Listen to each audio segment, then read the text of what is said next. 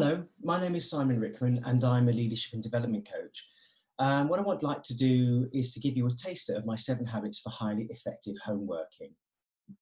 This was a series of webinars that I put together during lockdown because I wanted my clients to think about how they could respond to this situation more positively. And we talked about the opportunity to think about how we could cope in these unprecedented times. And one of our drivers was to think about how can we deal with the stress that this is causing and become more resilient. And indeed, as we were coming out of lockdown, we were finding that a number of people were saying, well, actually, I like working from home. I think I can be as productive as I was when I was in the office. So indeed, the question is very much out there, is working from home here to stay? And indeed, the early research that we saw, which has continued since then, was indicating that workers wanted to continue to work from home in some sort of way. And what they were also demonstrating was that they were also as productive as they would have been if they had been in the office at that time. So it was very interesting research to receive. So I set out by splitting the 7 habits into 3 separate blocks. As an example, the first series that I showed was showing an overview of the habits and then looking at habits 1 and 2 in particular.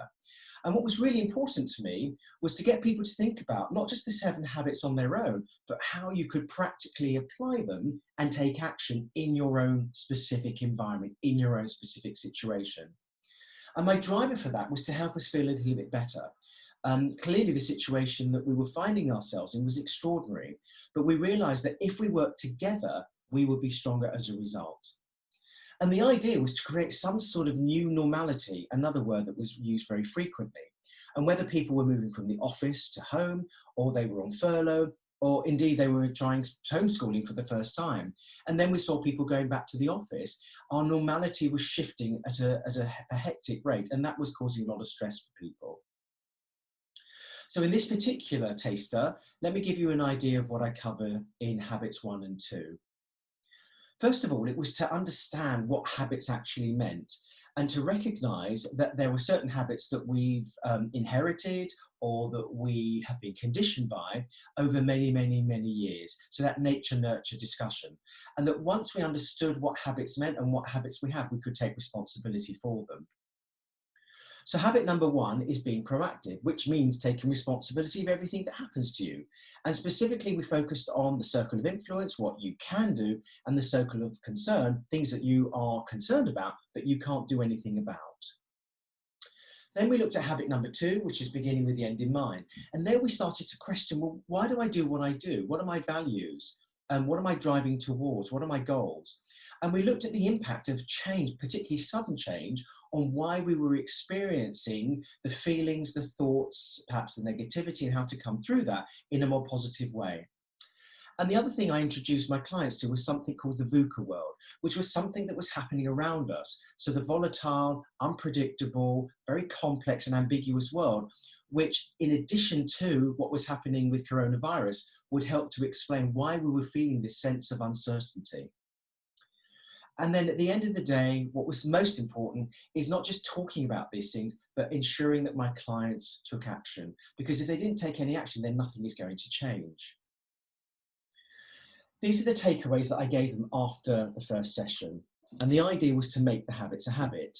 So it was to have an agile and flexible approach. We need to have some sort of structure, but we need to understand what are we moving towards. We needed to create that because our normal structure had been taken away. That normality was different to everybody. So if we had some sort of routine and some sort of purpose every day, that would help us to get through this pandemic in a more positive way.